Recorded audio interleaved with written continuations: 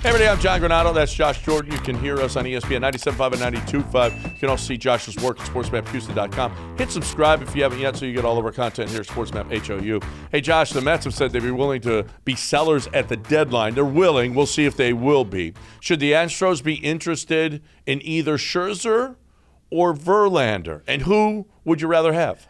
You know, it's funny. We've been seeing all this stuff pop up. Even our own Jeremy Branham was talking about Verlander, but I'm kind of more interested in Scherzer, and I know you are too from listening to your show. And one of the reasons I'm interested is, well, one, he does have a no-trade clause, so we would have to approve the trade.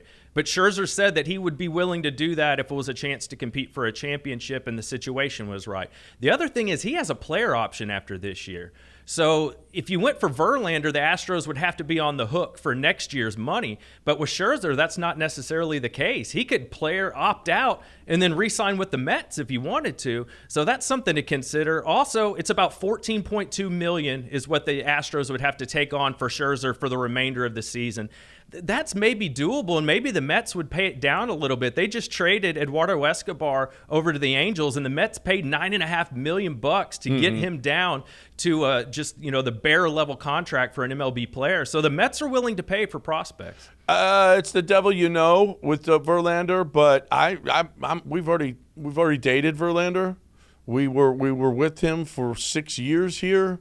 We've done that, been there, done that. I think that Scherzer's prettier, if you want to know the truth, and I want a new girl. I want that that excitement of having someone who's fast and furious like Scherzer. That's what I'm more interested in. It's time to move on from Justin Verlander. And if, quite frankly, the way the two pitched here at Minute Maid last week, if you look at both of them, it's Scherzer by a mile because JV just wasn't the same guy.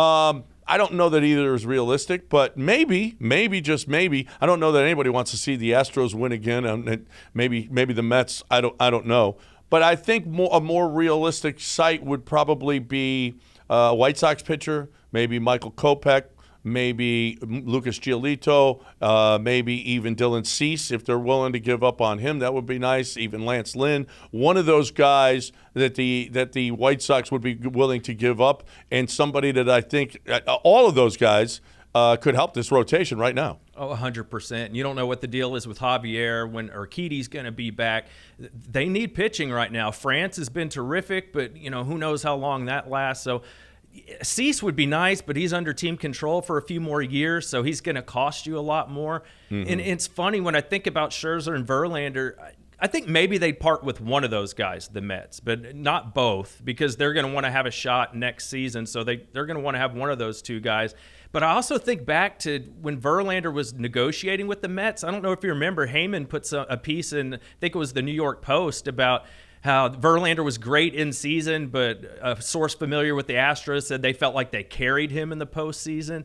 I wonder if comments like that, maybe Crane's maybe rubbed the wrong way, or maybe Verlander was rubbed the wrong way by those comments. I wonder if that could play into this at some point. Well, and not only that, like you said, the player option for Scherzer, if they got rid of Verlander and then Scherzer left, which he very well might do, you're stuck with neither of them, and you've paid them a bunch of money. You probably got to pick up a bunch on Verlander's contract. I could certainly see Scherzer being the guy that goes. He doesn't look like he's happy there. As a matter of fact, he saying, hey, I'll waive my no-trade clause, that tells me he wants out of there, and he'd be the more likely guy.